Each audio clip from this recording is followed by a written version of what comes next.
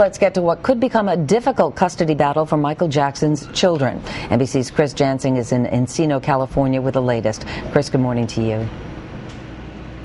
Good morning, Meredith. As part of the custody case, we've learned that child welfare officials are looking into the care Michael Jackson's children got while he was alive because of the large number of drugs allegedly found in the home. They've been here to Encino, to Catherine Jackson's house, because she's the temporary guardian. And if Debbie Rowe, Michael Jackson's ex, decides to sue for custody, she would be next for investigators. But as you'll see in this new tape we've just obtained, Debbie Rowe may already be starting to feel the pressure. She's the mother of the world's most watched children. Are you ready to fight for your children? Are you ready to get your butt kicked? Don't touch me! Debbie Rowe went from obscure dermatologist assistant to the subject of international intrigue with her shocking marriage to Michael Jackson in 1996 and the birth of two children, now 12-year-old Prince Michael and Paris, now 11. But after a 1999 divorce, she all but disappeared.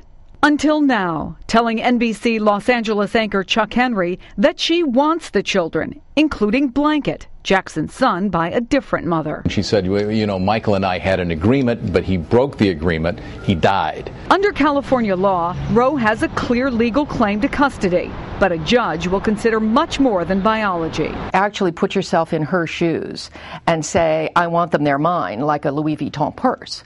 It really begs the question of, they don't know her. Rowe has admitted as much. Here she is in 1997, saying the children were her gift to Michael. He feeds him, he changes his diapers, he reads to him, he sings to him. I don't need to be there. I don't need to be there.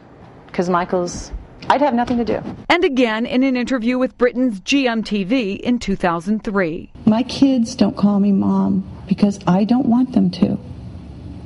They're Michael's children. In his will, Jackson specified that none of his estate should go to Rowe and leaves custody of his children to his mother first, Diana Ross second. Catherine Jackson wants her grandchildren. In a 22-page petition for guardianship, she claimed the kids have no relationship with their biological mother.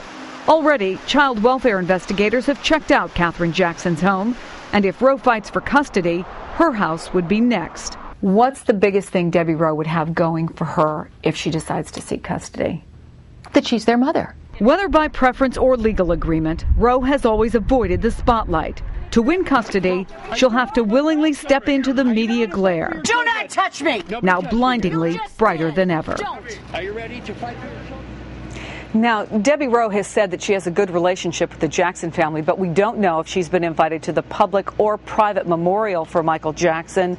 We're told Catherine Jackson will decide whether the three children will attend tomorrow's public service. Meredith? All right, Chris Jansen, thank you very much.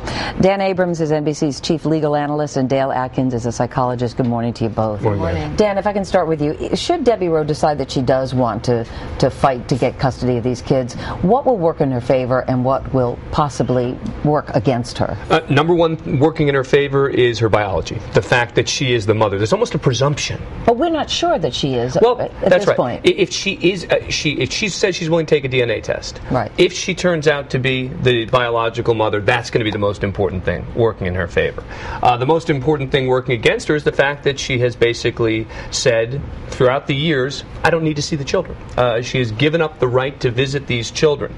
But the presumption will be going in, if she's the biological parent, that she would get the children. She's going to have to, I think, ask for all three children, though, and not just her. Yeah, she has said that if she would ask for all three, if that would mean that she would get custody of the two, and she wants to keep them together. But would a judge agree to something like that? That third child, Blanket, the youngest child, has no relationship with her. None at all. Yeah, except that I think that the third child does have a relationship with the other two. And when you're looking at what's in the best interest of the children, a court is going to want to try to keep that family together, particularly because that's going to be the most important thing to the other two children, is the one other child they know, their other family, keeping that child with them. Dale, though, when you pay attention to some of the quotes from Debbie about her relationship with the kids, in 2003 she said in an interview, "My kids don't call me mom because I don't want them to. They're Michael's children." How damaging will her words be against her? I think they will come back to haunt her if she wants to, continue this fight. But what do they say about her in terms of her mothering? Well, it says a lot about her relinquishing her ability to want to mother and to be engaged as a mother.